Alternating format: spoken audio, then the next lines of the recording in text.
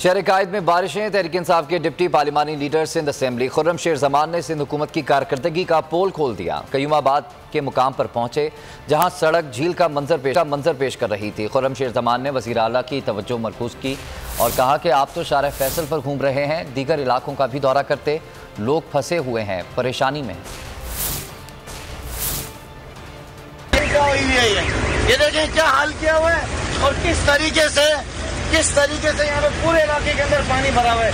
हर बारिश के अंदर ये पानी बढ़ता है एवरी ईयर, लेकिन मजा लो कि इसकी सफाई की जा सके। आगे हमें दिखाना लोग क्या कर रहे हैं। आगे आगे आगे आगे आए। ये बाइकें देखें कैसी बंद पड़ी। इधर दिखाएं, जरा यहाँ भी दिखाएं, ये दिखाएं, उस तरफ दिखाएं सामने। ये हर साल और हर महीने 15 साल से हो रहा है। मुराद अली शाह बाहर निकले हुए, लेकिन मजा लो कि यहाँ पे आगे इन्होंने कोई काम कराया। वो वहाँ पे टावर शार फैसल पे घूम रही है, शार फैसल पे सारे। उनको जरा यहाँ भेजो और दिखाएं कि यहाँ पे क्या हालात हैं। सब्सक्राइब करें और बेल दबाएं ताकि कोई खबर रह न जाए।